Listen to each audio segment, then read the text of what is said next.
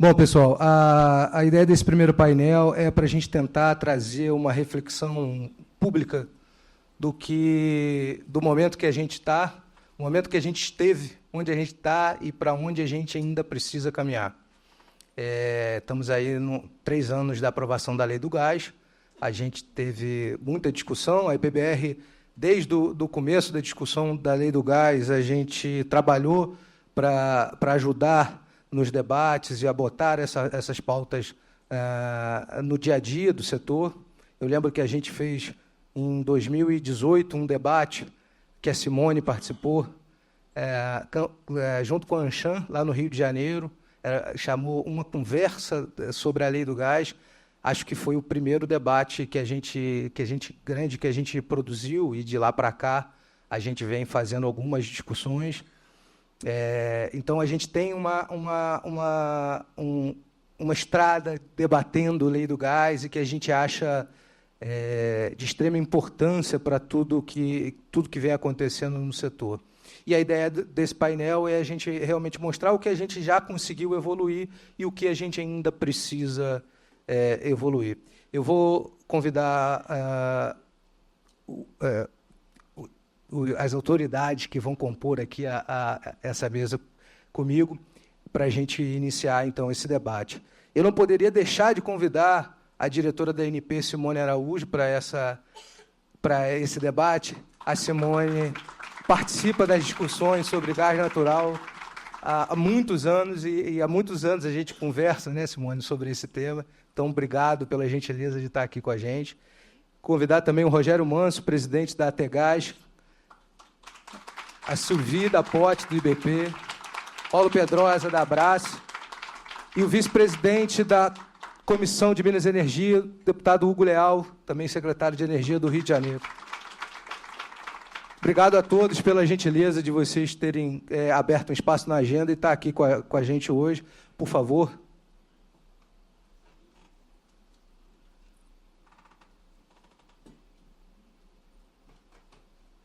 Simone, eu queria começar com você, porque eu perdi a conta de quantas vezes a gente já conversou sobre esse tema e quantas vezes a gente já debateu sobre gás e a importância das políticas públicas. O ministro frisou bastante isso no discurso dele hoje, e como o Brasil trabalha para conseguir... acho que toda a discussão, no final, é ampliar a capacidade de oferta, de transporte, de distribuição, e que mais pessoas, mais empresas tenham gás, né? E a questão que eu levanto para você é onde a gente estava, para onde a gente foi e onde a gente ainda pode chegar. Obrigado mais uma vez, Simone. Bom dia a todos. Saúdo a todos os meus colegas de painel. Agradeço aí o gentil convite do Felipe. Acho que é um momento muito importante. E eu, para não esquecer, tomei nota de uma coisa que eu acho extremamente relevante. Eu sou absolutamente fã do Ariano Suassuna. E aí eu fiquei pensando, me acordei hoje de manhã pensando em algo que ele diz, que eu acho que poderia ser o grande desafio que nós vamos nos colocar hoje. Ele diz assim: o otimista é um tolo, o pessimista é um chato. Bom mesmo é ser um realista esperançoso. Então, que possamos ser realistas esperançosos quando a gente olha a indústria do gás. Isso tudo para não dizer aquela célebre frase, né? O copo meio cheio ou o copo meio vazio. Eu olho aqui alguns rostos assim, e às vezes é bom você envelhecer, né? Porque você perde colágeno, mas ganha experiência. Então, quando você olha alguns rostos aqui, você percebe que são alguns mesmos rostos, mas há muitos rostos novos. Isso faz muita diferença. Isso significa que nós exercemos o primeiro papel, que é o papel de efetivamente trazer novos agentes para a indústria. E aí eu queria pensar em algo, né, que é outra coisa que eu gosto muito, que é cinema, que a gente pensasse que a gente está fazendo talvez um De Volta para o Futuro, né? O Felipe lembrou todos os movimentos que começaram de forma mais intensa entre 2015 e 2016, e talvez não esteja tão evidente para nós que nós estamos falando de uma profunda transformação numa indústria nos últimos 8 anos. Para a infraestrutura, fazer uma transformação dessa natureza nos últimos 8 anos é absolutamente importante e é absolutamente disruptivo. Mas, certamente, ainda não é o suficiente. Porque no gás, e eu acho que o ministro trouxe isso de forma muito forte, nós vamos sempre nos colocar diante da grande dicotomia, que é atratividade versus competitividade. Isso porque o gás, ele inexoravelmente vai competir com as demais energias, né?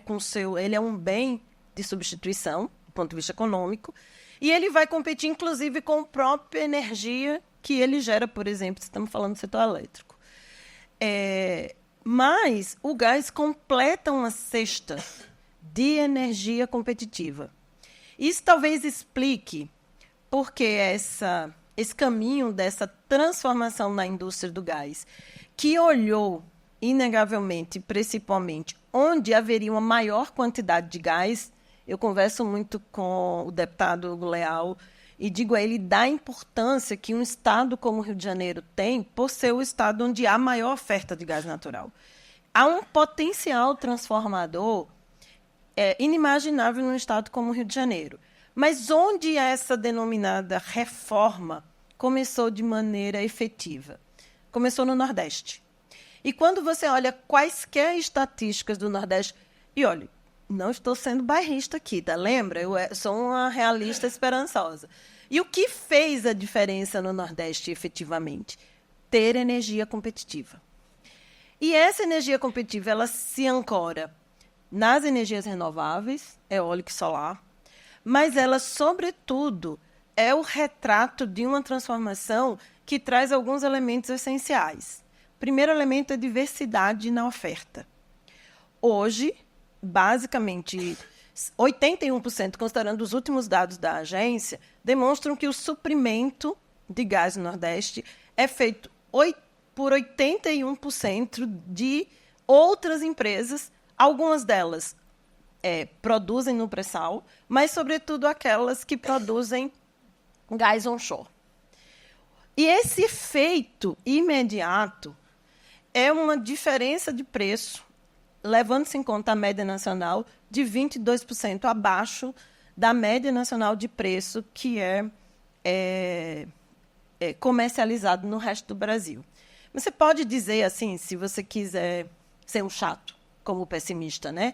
Você pode dizer assim, mas esse volume de gás, comparado ao volume, por exemplo, que é movimentado ali no Sul-Sudeste, é menor, ou muito menor, mas é suficientemente transformador, porque qualquer estatística vai dar conta desse crescimento.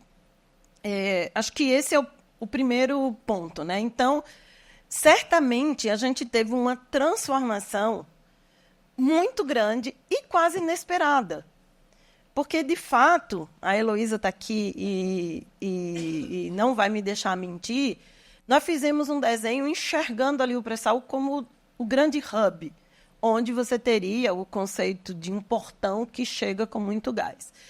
Mas o fato de termos essa reforma mais intensa no Nordeste significa que os fundamentos dessa reforma funcionam. Eles são aplicáveis. Eles produzem os resultados aos quais se destinam, que é você ter diversidade, competitividade e, naturalmente, uma modicidade quando você olha para preço. Mas, agora, como é que a gente vai para frente? Primeiro, a agência tem uma enorme responsabilidade. Nessa semana, né, nós tivemos ali uma intensa participação da agência em vários eventos de gás, né? Nos 2 primeiros eventos, nós tivemos a diretora Patrícia participando do primeiro painel virtual que nós tivemos. Ela trouxe todos os números, vocês conhecem bem. Depois, nós tivemos, na terça-feira, uma audiência pública promovida pelo hoje senador Laércio Oliveira, do meu estado, o estado de Sergipe, e que veio a ser, no passado, o relator da Lei do Gás, desta que hoje nós estamos convivendo do ponto de vista do espaço de política pública gestada no parlamento, né, a Caixa de Ressonância da Sociedade. E hoje nós estamos aqui, uma vez mais, conversando sobre gás, fazendo exatamente um pouco dessa retrospectiva, mas também olhando para o futuro. E aí a pergunta é, o que falta? Certamente a agência é consciente, e aqui eu represento honrosamente o colegiado da ANP, tem absoluta consciência do seu papel, né? Se a gente fosse falar de números, estão falando de quase uma centena de referências de responsabilidades e competências da agência na lei, igualmente no decreto. E a regulação, ela não é uma regulação simples, ela é o problema regulatório perfeito, por assim dizer, porque tem múltiplos fatores. E a gente ainda convive com a necessidade da intensificação da harmonização com os estados. Então, eu diria que quando você olha para a complexidade da nossa regulação, talvez a gente pareça com o saneamento, mas no saneamento há o reconhecimento da ANA como aquela que estabelece diretrizes nacionais. E isso ainda não acontece no gás. Não há eu diria assim, essa quase conexão entre os estados do ponto de vista regulatório e a ANP do ponto de vista da regulação. O que você tem que fazer? Você tem que harmonizar. Então, você tem que, como o meu glorioso estado de Sergipe, buscar o melhor ranking que é promovido aqui pelo Fórum de Gás, no sentido de quanto você está aderindo à nova lei do gás. Você tem o estado do Rio de Janeiro, com quem a ANP tem um acordo de cooperação, igualmente Sergipe, Espírito Santo caminha da mesma forma.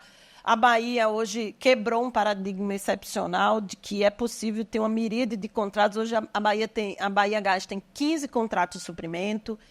Então, isso significa que nós estamos avançando. Mas volto a um ponto central que aqui eu represento. A grande responsabilidade que a ANP tem. Acho que a principal mensagem é que nós somos conscientes dessa grande responsabilidade. E nós temos conseguido usar os instrumentos da transição que nos permitem hoje olhar caso a caso e nos endereçar na viabilização dos negócios. Então, conversávamos um pouco antes desse encontro exatamente sobre isso, o Mâncio e eu, dessa capacidade. Então, em nenhum momento, a agência será um caminho crítico para o investimento.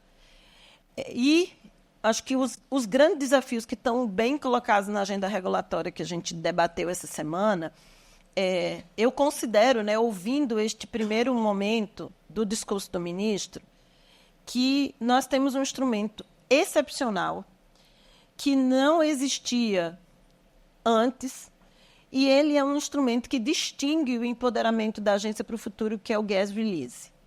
Né? No momento em que a gente endereça a nossa atenção ao gas release, a gente vai poder, de maneira efetiva, cuidar para que a gente possa trazer essa experiência que hoje está nucleada no Nordeste para o resto do Brasil, de forma que a gente possa efetivamente contribuir com os incentivos regulatórios adequados, com a efetiva diversidade e oferecer, ao final, um preço que seja suficientemente competitivo, que responda a esse binômio atratividade e competitividade e que possa efetivamente transformar o gás naquilo que ele é vocacionado, que é fazer essa ponte entre o momento atual e o futuro. Acho que são essas minhas considerações iniciais. Obrigada, Felipe.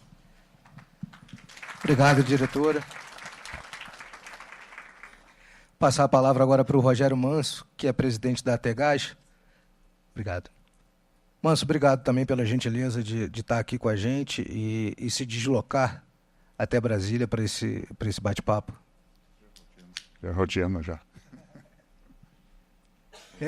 Eu queria entender também a visão dos transportadores justamente para essa questão do momento que a gente vive hoje no mercado de gás. A gente tem aí 3 anos da aprovação da Lei do Gás. Temos avanços que já são, a diretora Simone pontuou alguns aqui, Mas temos desafios ainda que precisam ser superados. Eu queria entender a visão como transportadores do que a gente ainda precisa evoluir. Obrigado, Felipe. Primeiro, parabéns aí por mais um evento bem-sucedido e mais uma referência, né? Aumenta aí esse peso específico da EPBR, como você falou, de ser um fórum de compartilhamento, né, de informação, de troca de ideias, que ajuda e muito a indústria a progredir. Um cumprimento a todos os colegas do painel, deputado Hugo Leal, ao presidente Paulo Pedrosa, Silvia Tapote, minha diretora, Simone Araújo. Eu acho assim, tomar como ponto de partida a lei do gás, acho que primeiro a gente tem que entender, né? Eu parto de um princípio de que a lei é bem sucedida e atribui esse sucesso a ter havido um equilíbrio, né? Um foco no cliente muito grande.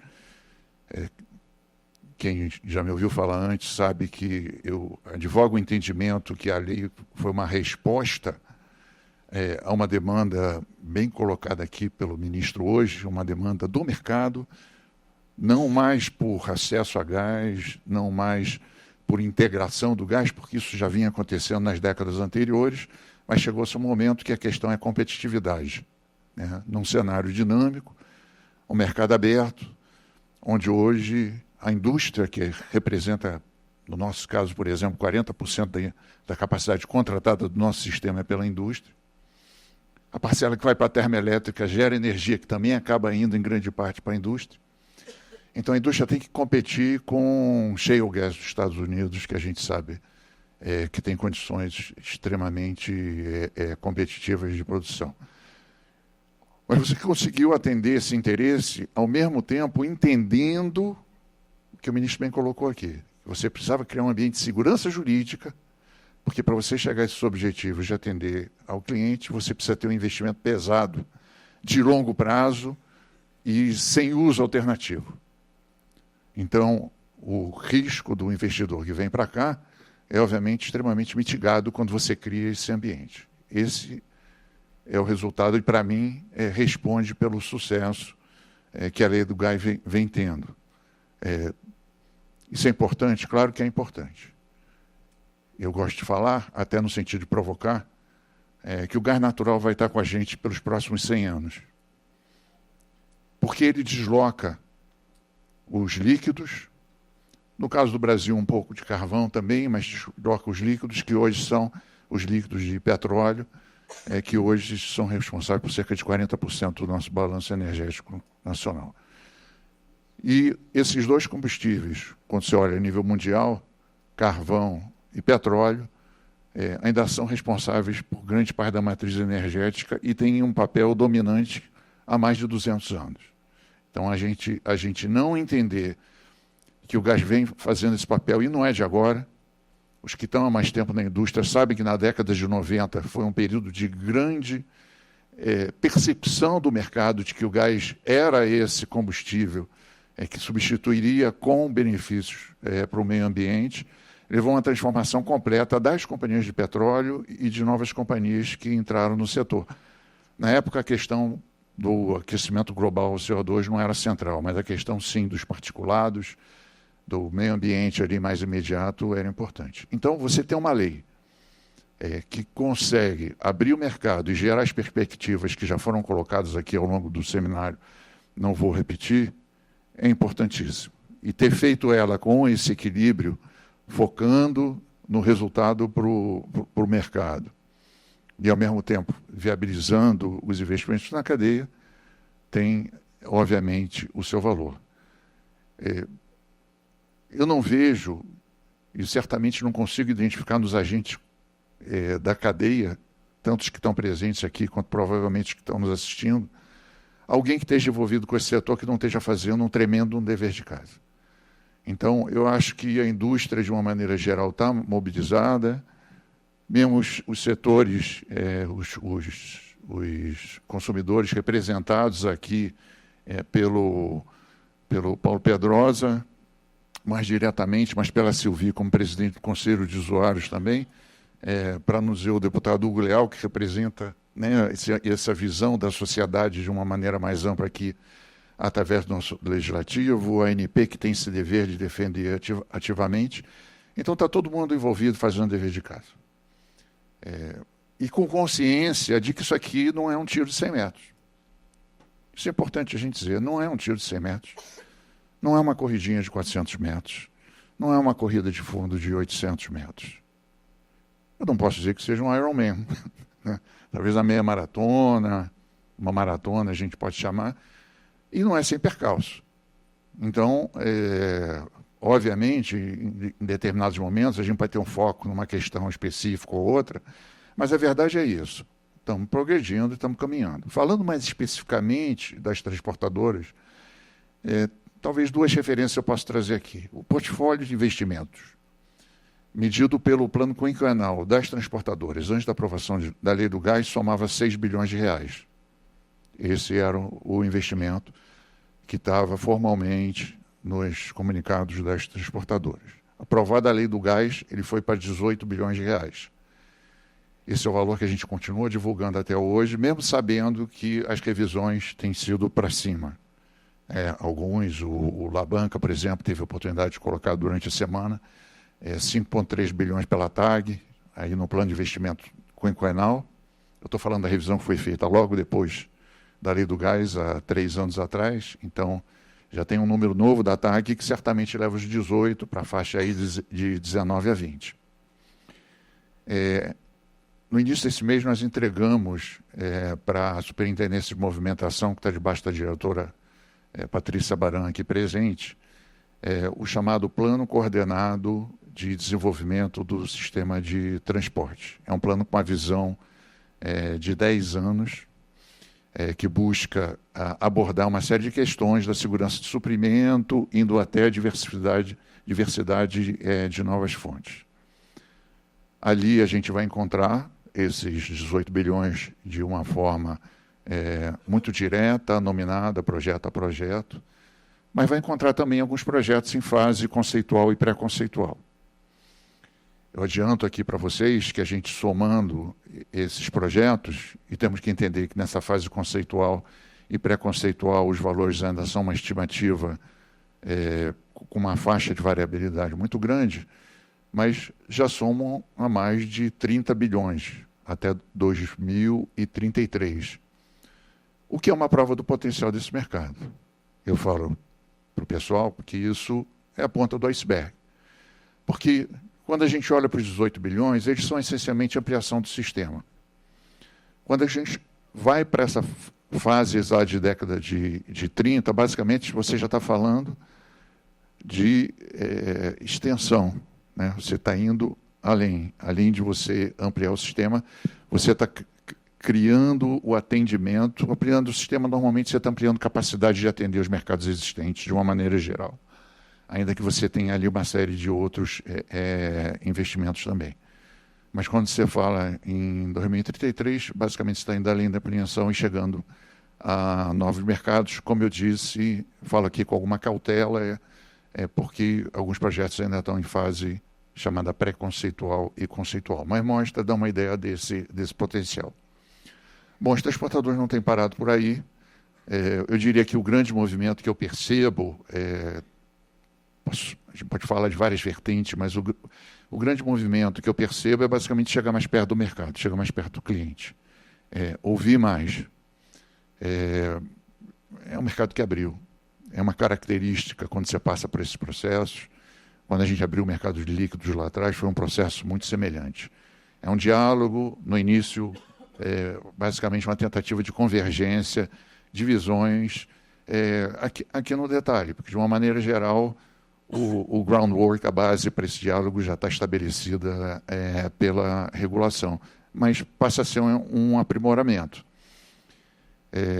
Algumas consequências disso têm sido avanços como, por exemplo, a contratação via portal de oferta de capacidade.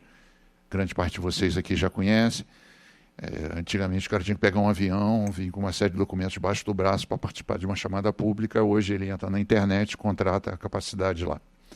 E não contrata mais uma capacidade só, ele tem várias opções que estão sendo e continuam sendo desenhadas praticamente diariamente para atender a demandas específicas. Aparece uma oportunidade de fazer um negócio, o cliente pede um determinado tipo de produto de curto prazo ou com determinadas características, aquilo é conversado com a agência, aprovado e vai estar lá na plataforma. Os códigos de rede, que são uma parte também prevista na lei do gás, majoritariamente já estão prontos.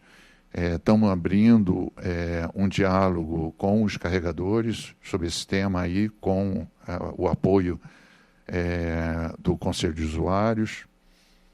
Já falei aqui do plano. Mas onde a gente está obstinado mesmo é numa questão chamada conexão de fonte de suprimento. E aí eu vou fechar aqui, Felipe, que eu entendo que também já posso estar chegando, não sei se já tem ali um countdown, mas o que a gente persegue de forma obstinada é algo que a lei nos atribui, que é basicamente a obrigação de conectar as fontes de suprimento. Tendo as fontes de suprimento conectadas todas numa mesma plataforma, o cliente que está ali conectado participa basicamente de um amplo mercado nacional e consegue criar, num mercado que ainda tem restrições, a diretora Simone falou aqui da importância de criar diversidade da oferta, da questão do gas release, mas a verdade é que nós ainda temos bastante restrição de oferta e estamos muito longe da liquidez que existem nos mercados que esperaram a abertura aqui. Então, você ter todos esses mercados na mesma plataforma viabiliza justamente que você possa atingir aqueles objetivos previstos lá na lei do gás. Isso a gente faz de forma incansável. Olha aqui para o Marcelo e penso lá em Sergipe, da conexão, né, que ele tanto cobrou, Marcelo Menezes, né, nosso secretário lá de Estado, cobrou, né? Eu lembro de ligações, às vezes, à noite, dizendo, puxa, não está andando, etc. Mas estamos lá, né, com o countdown ali, tem de fato um countdown para chegar. Enfim, essa conexão, ela atinge dois objetivos: criar essa plataforma, esse grande shopping center onde todo mundo pode entrar e ter acesso a múltiplas fontes de negociação, não ficar restrito àquilo que está ali no seu estado, mas poder ir internacional.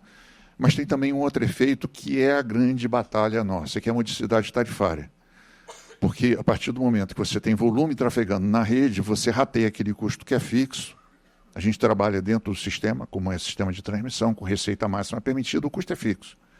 Então, a entrada ou saída de clientes não causa um desequilíbrio para o transportador. Mas causa sim, pode causar a saída de clientes. Um aumento das tarifas é algo que a gente entende que é a nossa obrigação evitar. Então, a gente tem trabalhado intensamente para a conexão das fontes. A gente tem buscado manter dentro da rede as fontes trabalhando com EPE muito próximo, o Ministério muito próximo também.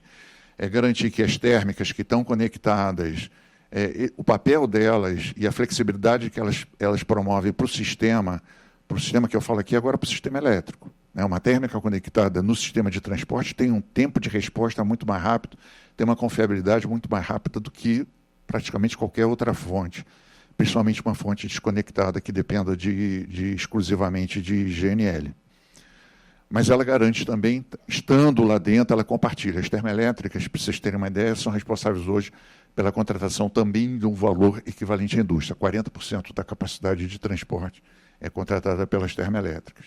A capacidade de térmicas na Europa, nos Estados Unidos, na China, ela vai aumentar.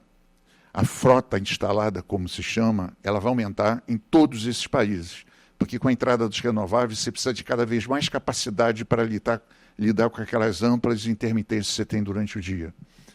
Então, seria insensato, algo que a Heloísa chama mais ou menos, Heloísa, vou aqui dar uma liberdade poética de não arrependimento, né, uma estratégia de mínimo arrependimento, seria insensato para a gente sacrificar tarifariamente o sistema, desconectar térmicas, por uma questão basicamente de qualidade do algoritmo de decisão, que pode às vezes não estar reconhecendo esse benefício. É um trabalho que a gente faz aí. E por último, para fechar aqui, é conhecido de muitos aqui a nossa briga para evitar o bypass do sistema, que frequentemente beneficia um grupo pequeno e limitado, nem que seja geograficamente, de clientes em detrimento dos todos. A gente conta com o apoio da ANP. A ANP, a gente sabe que tem uma preocupação enorme em manter a rigidez, como a diretora Simone falou aqui, e como a diretora Patrícia Baran nos alerta cotidianamente, preservar a regulação, aplicá-la no seu sentido mais estrito. Então, são esses aqui alguns desafios. Mas eu estava esquecendo um. Falei à diretora Patrícia, mas tivemos uma sinalização positiva da diretora num pleito que a gente fez, que conversa com o que eu falei antes do aumento dos investimentos.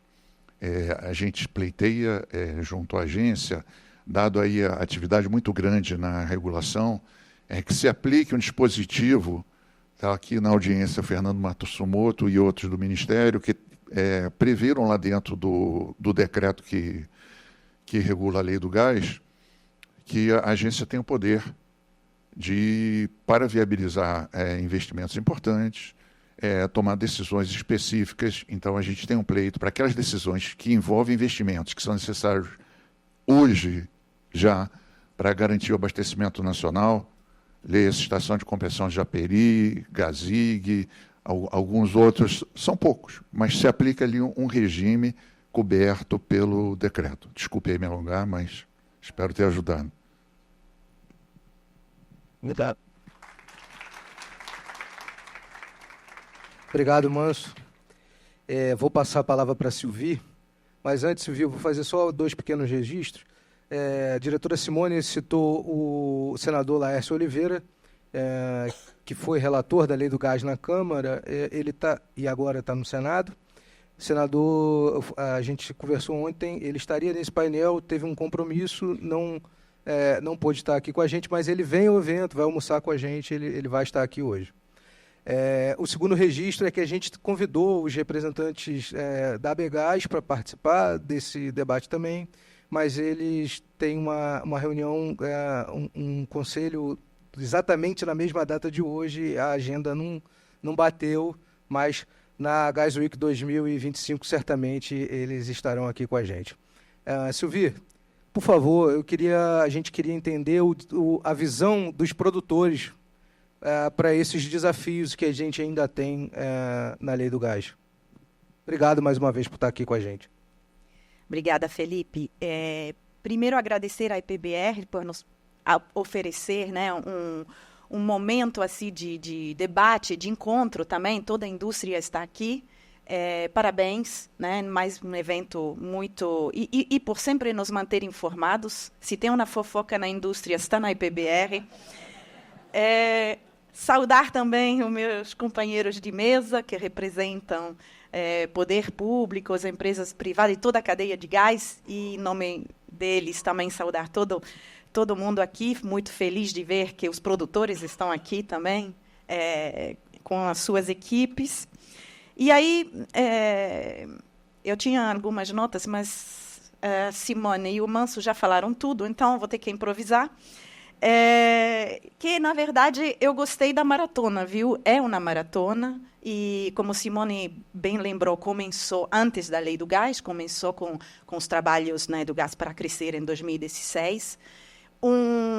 E nesse período todo, de 8 anos, a indústria esteve reunida trazendo soluções, né? Por quê? Porque a nossa indústria é uma indústria com investimentos pesados de longo prazo. Então, é muito importante a gente sempre estar balanceando as mudanças regulatórias, tributárias, enfim, até legais, etc., com a segurança para os investimentos. Então, nesse sentido, faço eco, né, ao Manso, os investimentos em transporte são vultosos, mas os investimentos em produção de gás são muito, muito vultosos, mais vultosos ainda, sempre com uma perspectiva de longo e longuíssimo prazo, né? Então, queria trazer aqui a similaridade, mas também diferença com a Europa. Vocês todos sabem que eu venho lá da Europa, vivi a abertura do mercado de gás na Inglaterra, e cheguei aqui, estou aqui, já me considero brasileira, E é muito importante saber que lá foi uma maratona mesmo, demorou, com tentativas e acertos, tentativas e erros, né? E a gente vai fazer isso também aqui, né? Muitas vezes eu falo isso para quem desenha as políticas públicas, Marcelo Wade, que não me deixa mentir, fala: Marcelo, solta esse gás para empregar, porque não vai ser perfeito, mas pelo menos vamos ter alguma coisa para trabalhar. Então, muito importante, essa mensagem também é para a ANP. A ANP tem muito trabalho que a lei do gás deixou para ela. É importante dar velocidade, entendendo que muitas das decisões que precisam ser tomadas hoje dependem de novas regulamentações e terão efeito só daqui a 5, 7 anos, né? No caso da produção, mas também no caso de novos gasodutos, os tempos são esses, né? Então, precisamos, hoje, dar velocidade a essas decisões, dar clareza a essas decisões de política pública e velocidade às decisões regulatórias. Bom, diferenças com o mercado europeu tem uma muito, muito grande, que quando a Europa começou a abertura do mercado de gás, a infraestrutura já estava toda lá. Primeira grande diferença. Então, o uso da infraestrutura existente era muito importante, mas não tinha tanta necessidade de novas infraestruturas. A outra diferença fundamental, a Europa já estava num nível estável de demanda energética, demanda total dos energéticos, e também a demanda de gás estava estável. Nós aqui precisamos crescer todos, né? Todas a matriz energética, e dentro dessa matriz acredito que também o gás precisa de crescer para aumentar, já foi dito, o crescimento econômico da indústria, a segurança de abastecimento, a qualidade de vida dos brasileiros, o nível de conforto, na verdade, dos brasileiros e brasileiras. Então, aqui o desafio é duplo. A gente precisa, ao mesmo tempo, abrir o mercado e crescer ao mesmo tempo. E transicionar energeticamente também. Então, como é que a gente pode fazer isso? Então, discussão e troca são muito importantes, por isso realmente agradeço poder estar aqui. Já disse, então, que a nossa indústria é uma indústria que comporta os desafios de uma indústria de rede, tipo elétrico, e também de uma indústria de upstream, onde os desafios não são só above the ground, são below the ground. A gente procura gás, procura petróleo e não sabe se vai achar. Então, toda a nossa atividade tem um alto risco de sucesso ou não, né? Então, com essa visão, a gente tem que balancear tanto a competitividade do nosso produto, que lá na ponta compete com outros, compete inclusive com renováveis, com biomassa, com biocombustíveis, com energias elétricas limpas, etc. Mas, ao mesmo tempo, não podemos vender esse produto a qualquer preço na ponta, porque precisamos remunerar toda a cadeia. Precisamos fazer com que toda a cadeia tenha incentivo para investir. Então, de frente para trás, distribuição, precisamos ainda aumentar a distribuição, transporte, escoamento e processamento e produção. E, obviamente, lá na ponta também tem investimentos vultosos, né, para o uso do gás, para se transicionar do carvão ou dos combustíveis líquidos para o gás. Precisa de uma visão de longo prazo, precisa de investimento vultoso também. Então, eu quero dizer que estamos muito sensíveis a esses desafios como produtores, né? A gente está fazendo, não vou repetir aqui, já tivemos, durante a semana, intervenções sobre os novos projetos. Estão fazendo novos projetos que vão aumentar a oferta de gás. Isso está seguro e líquido. Com ou sem reinjeção, né? Na verdade, mesmo com a reinjeção de hoje, com a reinjeção prevista nos campos do pré-sal, a Rota 3, mais o Raia, mais o CEAP, eles vão duplicar o aumento, duplicar a oferta hoje do mercado firme. Então, é uma grande quantidade de gás e a gente precisa trabalhar, porque o Manso aqui ele vai precisar fazer investimento, reforço da rede de transporte e lá na ponta. A gente quer muito, a gente já falou do fato que hoje temos uma variedade mais ampla e uma competição na oferta, né? A Simone já disse, isso começou com muito mais força no Nordeste, e eu acredito que, em breve, vamos ver esse desenvolvimento também no Sudeste. Tem novidade... o deputado Goleal vai nos falar, lá do Rio de Janeiro, mas estão sendo passadas algumas importantes regulações novas que vão abrir o mercado no Rio de Janeiro, e vamos ter exemplos de consumidores livres lá. Então, o que eu queria dizer é que a oferta é já bastante diversificada. É o ideal, não é o ideal, certo? Tem coisas para fazer para ainda aumentar essa diversificação. É uma maratona, vamos conseguir, eventualmente, mas isso vai acontecer também dando a escolha ao consumidor. O consumidor ele tem que ter o poder de decidir, eu vou comprar desse supridor e não desse aí, e fazer com que essa competição tenha um efeito, não somente no preço, obviamente, importantíssimo, mas nas condições de oferta. O gás ele não é um produto unificado, como a água que chega na nossa casa. Não, o gás ele vem flexível, firme, ele vem sazonalizado, ele vem com, eventualmente, multas, ou então uma faixa de preço, quando você pede mais, pede menos. Então, tem uma variedade hoje de contratos que não se reflete só nesse 22% a menos que a Simone disse, mas também numa variedade de condições que vemos nos contratos que são publicados pela ANP, e isso é muito, muito importante, porque aí cada consumidor ele vai, vamos dizer, achar o sapato para o seu pé. E isso é muito importante. Quando o consumidor vem na mesa de negociação com um possível supridor, ou vários, na verdade, ele consegue achar aquele suprimento de gás que funciona para ele. E aí todo mundo fica melhor, mais feliz. E aí a gente já viu que, por exemplo, algumas distribuidoras já tomaram a iniciativa de ter um portfólio. Quem tem um portfólio tem mais segurança, tem também mais solidez, né, porque consegue atender todas as variabilidades que podem acontecer. Bom, então, eu acho que estamos na boa direção. Eu acho que os produtores que eu represento, os carregadores que também represento como presidente do Conselho de Usuário, estamos fazendo o nosso dever de casa, estamos também à disposição sempre para ajudar, para apoiar, né, todo esse caminho regulatório que tanto a ANP tem, mas também todas as agências regulatórias estaduais estão tendo. E só para concluir aqui, eu sou uma otimista, tá? Sabe, só seja tola, mas eu já vi muita coisa. Eu acho que estamos no caminho certo e que se a gente persevera, a gente daqui a 5 anos vai ter um mercado muito, muito diferente.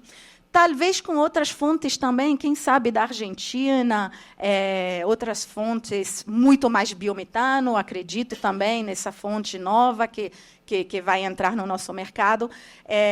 Muito diferente daqui a 5 anos, como hoje estamos em uma situação muito diferente de 5 anos atrás. Obrigada. Sim, obrigado. Pedrosa, eu estou lembrando aqui também que a gente conversa sobre esse tema há muitos anos também, né? Desde da época que você estava no MME, que era secretário executivo, acho que antes disso. Obrigado, Pedrosa, também pela gentileza de estar aqui com a gente. E queria entender a visão dos consumidores, dos grandes consumidores, para o momento que a gente está hoje, o que a gente precisa evoluir para um momento ideal, vamos dizer assim.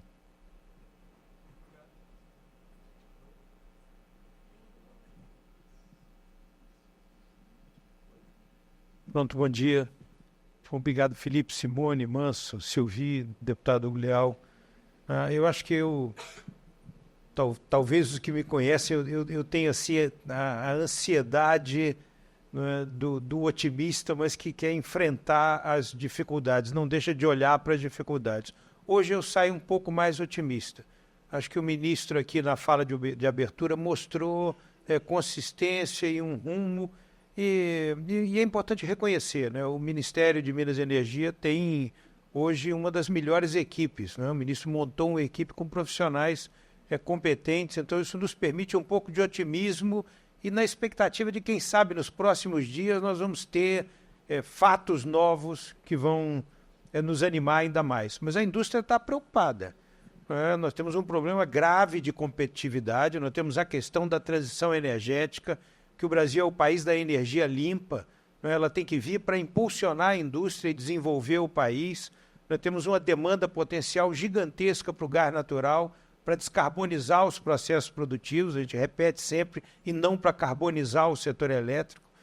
Mas acho que o tema do painel, os 3 anos da lei do gás, nos convidam para subir o ponto de vista e olhar o estratégico. E eu acho que a lei do gás, deputado, o Congresso deu ao país uma lei do gás estrutural. Eu acho que isso a gente tem que reconhecer. Ao contrário, talvez, deputado, do que acontece no setor elétrico, né? No setor elétrico, muitas questões específicas, legítimas, terminam sendo impostas ao ambiente do setor elétrico, talvez até de uma forma contrária a que seria uma lógica sistêmica, né? No setor de gás, o Congresso nos deu uma lei que faz sentido. A lei ela é consistente, ela é coerente, ela embute um modelo. Então isso nos convida a refletir sobre o modelo que a lei traz, porque esse modelo só vai funcionar se os mecanismos na exploração, na produção, no escoamento, no tratamento, no transporte, na distribuição e na comercialização e no consumo respeitarem a lógica do modelo da lei do gás. Como eu disse no evento no Senado, presidido pelo relator da lei, senador Laércio, a lei tem usando a expressão da presidente Dilma, tem um metabolismo da eficiência. Ela funciona se as peças se encaixarem. Então nós poderíamos ter tido uma outra lei, a lei que diria vamos estatizar o setor. Então vamos reduzir o custo de transação, não é? Vamos ganhar no ganho de escala. Não é? Esse seria um modelo possível, uma escolha possível, e ele teria mecanismos para fazer com que ele funcionasse. Eu propriamente não acredito nessa lógica, mas ela é possível. A lei do gás nos trouxe uma outra coisa, que depende da competição, depende da diversidade. Então, ela, por exemplo, ela exige a desverticalização, exige a pulverização dos agentes. Isso traz custos. Os custos têm que ser compensados com os ganhos de eficiência. Mas a lei criou um grande mercado nacional de gás, que deve acontecer através da malha de gasodutos, com competição na oferta e demanda e diversidade de movimentos, diferentes escolhas, como a Silvia falou, diferentes produtos de gás para permitir. E a gente tem que saber, a lei nos deu um fim. Né? Nós temos que recuperar a essência da lei, porque às vezes a gente se afasta dela. Há um conflito federativo, a gente tem que enfrentar. A regulação da comercialização e do transporte é prerrogativa da ANP. Isso está sendo enfrentado em alguns estados de uma maneira que compromete o metabolismo da eficiência. Alguns estados flertam com o modelo da verticalização, por exemplo, que é contrário da lei do gás. Então, nós precisamos olhar as premissas da eficiência da lei do gás, que estão na competição, na diversidade, e garantir o enforcement dessa lei para que ela possa trazer os resultados que nós queremos, que são um mercado diverso de gás. Um mercado diverso e que nós ainda não temos. Acho que o deputado vai nos falar do Rio de Janeiro, mas nós ainda temos muito pouco, temos muito a avançar para que a gente possa chegar nesse patamar do gás competitivo. Nós entendemos, eu acho que a diretora Simone falou de uma coisa importante, quer dizer, nós vamos precisar definir com clareza o que nós queremos do gás. Acho que a questão central, que a gente fala pouco sobre ela, é para que a gente quer o gás. O gás não é um combustível para ser universalizado. Enterrar tubo não é um fim em si mesmo, é um meio para o desenvolvimento do mercado. Na oferta da molécula, nós precisamos de diversidade. A diretora falou do gás release. Nós da Abrace trabalhamos na proposta do gás release e hoje, diretora, também temos trabalhado e levado para o governo a proposta de leilões de gás. Leilões de gás que ajudem a revelar o preço e revelar a demanda. Leilões de curto prazo para estabelecer a âncora de um mercado secundário que vai permitir gerir o risco do mercado, de compradores e vendedores. E até olhando para o setor elétrico, e aí, deputado, o setor elétrico tem aonde ensinar o setor de gás, quem sabe modelos de leilões de longo prazo de gás, como os contratos A-5 do setor elétrico. Leilões para entrega futura de gás durante 15 anos, começando 5 anos no futuro. Esses leilões provêm os PPAs para o investimento no crescimento do parque industrial e para o investimento no escoamento, no tratamento, no transporte e na distribuição do gás. Talvez esse seja um grande papel de política pública que não vai se chocar com o princípio da competição, mas de organizar o mercado de maneira que a gente vença essa questão que foi falada do ovo ou da galinha. Eu não vendo gás porque não tem comprador, eu não compro gás porque não tem vendedor. Mas então, assim, para recuperar aqui, inclusive, o nosso tempo, comemorar a lei do gás, resgatar o que ela tem de essencial, de princípios, que a gente se afastou um pouco disso, e seguir nesse rumo da implementação, que isso vai trazer muito desenvolvimento para o Brasil. Nossa visão, e nós já apresentamos trabalhos para o governo, mostram que se o gás chegar no preço que nós consideramos que é o possível competitivo, isso acrescenta 1% de PIB ao país. Muito obrigado. Obrigado, Pedrosa. Deputado Hugo Leal, agora vou passar para o senhor foi citado em quase todos os discursos. Esse é um problema. Tem uma problema missão, grave. O senhor tem uma missão agora mais complexa, né? Obrigado mais uma vez pela gentileza de estar aqui com a gente. Deputado Hugo Leal, que é vice-presidente da Comissão de Minas e Energia da Câmara dos Deputados e é também secretário de Energia e Economia do Mar do Rio de Janeiro. Bom dia a todos. Uma satisfação poder estar aqui, Felipe. O PBR faz esse evento e esse evento tem uma importância fundamental exatamente para colocar em prática o que a gente às vezes vê só no discurso. Eu costumo sempre falar isso. Uma coisa é o discurso, qualquer um pode fazer o discurso. Outra é quem vai colocar o recurso e aonde é que as coisas vão acontecer. E aí eu queria fazer, antes de iniciar aqui, e eu não vou nem fazer a apresentação aqui, que eu acho que não vai ser necessário, porque foram tantas as provocações, mas quero fazer 3 registros antes de começar minha fala. Tem alguém do Ministério das Minas e Energia aí? Ficou alguém? Ah, sim. Então, fazer o primeiro registro seguinte. O ministro agiu perfeitamente. Eu gostei do discurso dele. Parece muito bem feito. Né? Eu acho que ele está muito em sintonia com o que a gente tem pensado do mercado e tudo mais. Só que ele fez o seguinte. Ele abriu o gás, deixou o gás espalhar e esperou o que vai acontecer daqui a pouco, na tarde. Porque ele fez vários apontamentos aqui que alguns do mercado querem ouvir e outros têm alguma restrição. Foi importante ele abrir o gás, já está aqui espalhado. Só cuidado, aí o segundo é para você, cuidado para não misturar o gás com a energia elétrica, porque isso pode sair faísca e explodir. Isso é uma situação bastante delicada. Não me provoque com relação ao mercado de energia elétrica, senão nós vamos aqui, vai dar explosão. Mais uma lógica de brincadeira aqui, que eu conheço Pedrosa também há muitos anos, já tivemos oportunidade de vários embates e debates, mas essa é uma grande preocupação. O ministro aqui foi muito feliz aqui, né? Eu acho que ele passou um recado e eu digo o seguinte, é transformar o discurso em recurso, em ações efetivas. É o que nós estamos vendo.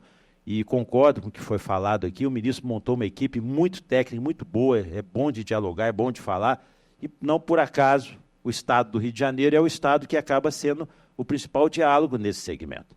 Né? Nós estamos falando aí de 85% da produção de petróleo, do óleo, e mais 75% da produção de gás. Nós falando da costa do Rio de Janeiro, são 110 milhões de metros cúbicos. É algo que tem que guardar relevância. Nós estamos falando de Rota 2, que já está instalada, não estamos falando perspectiva já ocorrendo, quantos milhões de metros cúbicos chegam na costa do Rio de Janeiro.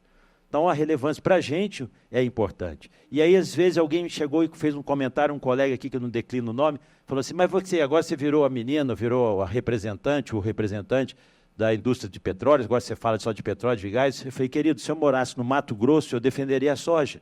Eu moro no Rio de Janeiro, eu tenho que defender o petróleo, a lógica. Você não defende a soja porque a soja é importante só para o Mato Grosso para fazer a sua alimentação. A soja é uma questão nacional e, quiçá, mundial. E eu faço a mesma coisa.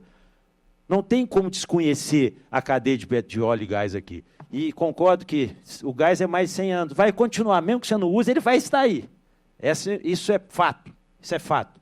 Então, essa defesa, essa visão, é o que a gente quer saber o seguinte, como que nós vamos colocar isso em prática? Como que isso vai se transformar para chegar no consumidor? E, felizmente ou infelizmente, o Rio de Janeiro tem uma característica não só de ser um estado produtor, está lá na costa chegando milhões e milhões de metros cúbicos de gás, como tem uma situação que é diferente dos demais estados, guardada as devidas proporções, talvez São Paulo, que tem uma empresa privada explorando a distribuição de gás, que é uma empresa estrangeira. Ou seja, a regulação do gás no Rio de Janeiro, que foi definida pelo preceito constitucional, a regulação de distribuição é do Estado, esse já começa a confusão. É do Estado, distribuição e comercialização, e o transporte a questão do transporte fica com a União. Nós já temos a convivência com a ANP intensa, não só pela proximidade, porque ela está lá no Rio de Janeiro, mas por vários e vários temas. A gente tem praticamente ali, quando estava no exercício da Secretaria, eu não estou nesse momento, porque eu estou exercendo o mandato, mas quando estava no exercício da Secretaria, tínhamos reuniões periódicas, permanentes, e é natural que seja assim. E aí, quando você traz esse debate, essa discussão da regulação, aí você encontra um primeiro problema. E o problema que se apresenta, nós temos uma agência de regulação, a Genersa, que controla a questão de saneamento e gás. Acho que são dois temas que poderiam até ser, em breve, conectados, e que tem, assim, às vezes, resistência, até como que vai viabilizar, como é que vai operacionalizar. E no período que eu estive à frente ali da Secretaria, e continuo fazendo isso, eu estabeleci relações e reuniões permanentes com a agência para a gente poder, no mínimo, regulamentar o mercado livre. Por óbvio. E nós temos uma grande empresa, uma grande siderurgia lá no estado do Rio de Janeiro que tem a maior demanda de um contrato privado com privado, mas que impacta na economia do nosso estado. E a gente tem que fazer o seguinte, qual é a primeira pergunta? A que custo vai sair? Vai para o mercado livre? Perfeito, eu acho que isso é lógico. E aí não vou discutir mercado elétrico, você não me venha com essa história de ressuscitar o 414 agora. Nesse momento, não. Depois a gente discute isso. Mas a gente vem com essa experiência de entender o seguinte, na abertura do gás, a gente está definindo a CUSD, nessa abertura, qual é o impacto que vai ter nos que vão permanecer? E o ministro falou uma coisa aqui que eu quero dar relevância, porque é o seguinte, é o custo desse gás. Porque o gás vai continuar existindo, mas se ele não tiver uma coisa que seja viável, não vai valer a pena. Porque nós temos outras matrizes energéticas, e isso é razoável. E o estado do Rio de Janeiro, querendo ou não, acabou tendo um ambiente propício para fazer esse debate. Eu tenho cada vez mais falado isso ao governador e aos que estão próximos ali, porque nós temos uma regulação estadual, temos uma empresa privada que faz a distribuição e comercialização, e temos uma possibilidade, uma definição de políticas públicas macros do governo federal. Então a gente tem que estar muito aliado, associado, olhando, observando, para isso transformar em uma ação positiva. Nós vamos fazer a próxima reunião da agência, que vai ser quarta-feira, vai definir um escopo para a questão do mercado livre. Por óbvio, o cuidado, porque como é tudo que é inovador acaba trazendo alguma aflição, é que nós temos que entender o que isso vai significar para os outros mercados, para os outros atores, para as outras indústrias, para as outras comercializadoras. Então, é uma característica do estado do Rio de Janeiro. Eu não faço em detrimento a outros estados, tamanho grande, mas lá nós temos o gás, nós temos as comercializadoras, nós temos uma distribuidora que é privada, a regulação sendo estadual, e ali a gente tem, talvez, aí sim, Pedrosa, a tempestade perfeita, mas para poder utilizar a nova lei do gás, que eu tive participação direta nessa nova lei do gás. Nunca vou me esquecer de um debate que nós tivemos nas lideranças do governo sobre exatamente o que nós estamos vendo agora, o que era gasoduto de transporte e o que era gasoduto de distribuição, e queriam colocar na lei, inclusive, o diâmetro desse gasoduto. Falei, gente, pelo amor de Deus, se fizer isso aí sim, é uma coisa que é estratosférica. Eu entendo que houve muitos avanços, mas é que esses avanços, por características constitucionais e infraconstitucionais do mercado, acaba se desdobrando com um diálogo permanente com os estados. Então, eu acho que essa aproximação, que eu registro aqui, que essa aproximação, que esse trabalho, que foi o que está sendo debatido aqui, o que o ministro falou e que todos falaram, que a Simone, o Manso, o Manso falou, a Silvia falou e o Pedrosa falou, são provocações positivas, mas que, se você quer um ambiente, né, um laboratório de experiência, olhe o Rio de Janeiro, ajude o Rio de Janeiro, acompanhe o Rio de Janeiro. Eu não estou aqui porque eu sei, posso estar falando, faço algum tipo de brincadeira, eu estou aqui porque o Rio de Janeiro, o meu estado, e por isso retornei ao mandato, dá relevância desse aspecto, desse ambiente. Então, se há uma coisa que é importante, é nós, e aí encerro aqui dizendo o seguinte, é nós olharmos, né, o que tem acontecido, a percepção desse mercado, a percepção dos consumidores, a percepção de todos os agentes, porque todos eles precisam ser remunerados. Mas se isso, no final das contas, paga a conta. É isso. Se nós tivermos quem pague essa conta, que essa conta não fique só onerando a atividade econômica, vai ser 100% viável. Assim como a questão do GNV no Rio de Janeiro. Não é por acaso que nós temos um mercado de 3 milhões e 200 metros cúbicos dia. É uma realidade. Isso é um ativo do Rio de Janeiro. Também que sirva de aprendizado aos outros estados. Nós não queremos dar lição a ninguém, nós queremos conviver com essas decisões para que essas decisões se transformem em ações efetivas, em resultado efetivo. Discurso, temos vários aqui que sabem fazer discurso. O problema é na hora de colocar o recurso, tá bom? Obrigado, Felipe. Obrigado, deputado. Eu